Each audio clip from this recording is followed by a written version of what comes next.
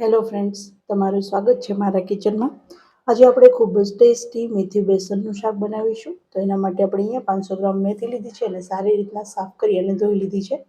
7 થી 8 લસણની કળીને કાપી લીધી છે. એક મીડિયમ સાઇઝનું ટમેટું કાપીને લીધું છે અને અહીંયા 4 ચમચી આપણે બેસન લીધો છે, એટલે કે ચણાનો લોટ લીધો છે. એને આપણે આ રીતના પાણી એડ કરી અને મીડિયમ કન્સિસ્ટન્સીમાં આપણે પ્યુરી બનાવી લીધી છે. આ રીતના લોટને આપણે ઓગાળી અને એડ કરીશું તો લોટ જરાક કાચો નહીં રહે અને ફટાફટ ચડી જશે. તો અહીં આપણે ગેસ ઉપર એક કઢાઈ મૂકેલ છે, એમાં આપણે થોડું તેલ એડ કર્યું છે.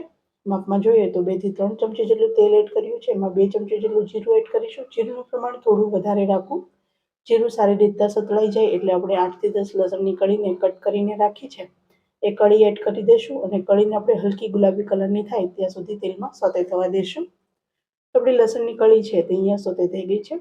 હવે આપણે એમાં 1 ચમચી હળદર એડ કરીશું અને તરત જ આપણે મેથીને ધોઈ સાફ કરી અને કટ કરી લીધી હતી એ મેથી એડ કરી દઈશું. અહીંયા વજનમાં જોઈએ તો 500 ગ્રામ જેટલી મેથી છે.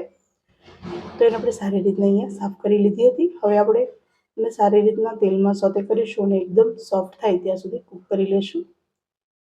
આપણી મેથી છે એને સારી રીતના આપણે અહીંયા વઘાર સાથે મિક્સ કરી લેવાની છે અને ઢાંકી અને 2 થી 3 મિનિટ માટે કૂક થવા દેવાની છે, જેથી મેથી છે તે સરસ રીતના સોફ્ટ થઈ જાય. તો 3 મિનિટ જેવો ટાઈમ થયો છે અને મેથી છે તે સારી રીતના સોફ્ટ થઈ ગઈ છે. તમે જોઈ શકો છો કે એક્સ્ટ્રા જે કોઈ પાણી હોય એ પણ નીકળી અને બળી ગયું છે અને મેથી સારી રીતના કૂક થઈ ગઈ છે. હવે આપણે અહીંયા ટમેટા એડ કરી દઈશું. તો અહીંયા મેં એક મીડિયમ સાઇઝનું ટમેટું કટ કરીને નાખ્યું હતું એ આપણે એડ કરી દઈશું. ટમેટાને સારી રીતના મેથી સાથે મિક્સ કરી અને આપણે એના ઉપર 1 ચમચી જેટલું મીઠું એડ કરીશું, જેથી આપણું ટમેટા છે તે ફટાફટ સોફ્ટ થઈ જાય. અહીંયા આપણે શાકના ભાગનું મીઠું છે તે એડ કરી દીધું છે. 1 ચમચી આપણે મીઠું એડ કરવાનું છે. લાસ્ટમાં એવું લાગે તો ટેસ્ટ કરી અને જો થોડું ઓછું લાગે તો એડ કરી શકાય. તો સારી રીતના આપણે મિક્સ કરી લીધું છે અને હવે ઢાંકી અને 2 થી 3 મિનિટ માટે કૂક થવા દઈશું, જેથી ટમેટા છે તે ફટાફટ સોફ્ટ થઈ જાય. તો અહીંયા 2 થી 3 મિનિટ માટે આપણે મેથી અને ટમેટાને કૂક થવા દીધા હતા. સાઈડમાંથી ઓઇલ પણ રિલીઝ થઈ ગયું છે, એ રીતના આપણે કૂક કરી લીધું છે અને અહીંયા જોઈએ તો ટમેટા સારી રીતના સોફ્ટ થઈ ગયા છે. હવે થોડા સૂકા મસાલા એડ કરી દઈશું. તો 2 ચમચી દાણા જીરું પાવડર અને 3 ચમચી લાલ મરચું પાવડર એડ કરીશું. સારી રીતના મિક્સ કરી લઈશું અને હળદર છે તે આપણે પહેલા વઘારમાં જ એડ કરી હતી. જો તમને ઓછી લાગે તો અહીંયા થોડી એડ કરી શકાય.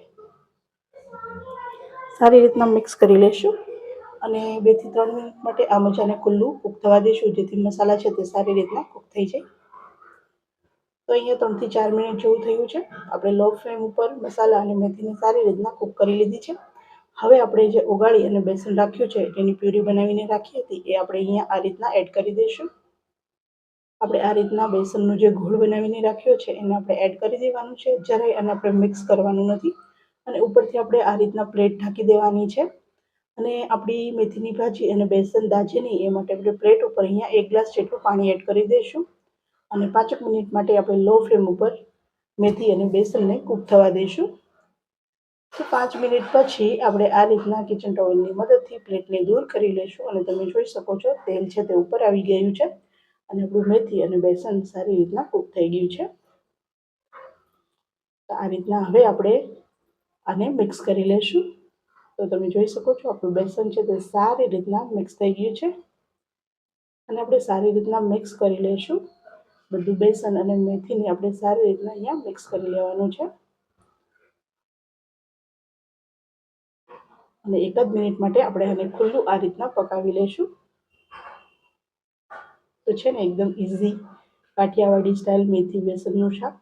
આ રીતના એકવાર આ શાક જરૂર બનાવજો. ખૂબ જ ટેસ્ટી લાગે છે અને આ શાક છે એને ભાખરી, રોટલા કે રોટલી સાથે સર્વ કરવામાં આવે છે. ખાવાની શિયાળામાં ખૂબ જ મજા આવે છે. તો એકવાર આ રીતના આ રેસીપી જરૂર ટ્રાય કરજો અને મને કોમેન્ટ કરજો તમને મારી આજની આ રેસીપી કેવી લાગી. ફરી મળીશું આપણે નવા વિડીયો સાથે. ત્યાં સુધી મારી ચેનલ ઉપર નવા હોય તો ચેનલને સબસ્ક્રાઈબ કરજો, વિડીયોને લાઇક કરજો અને શેર કરવાનું ભૂલશો નહીં. ફરી મળીશું, ત્યાં સુધી આવજો.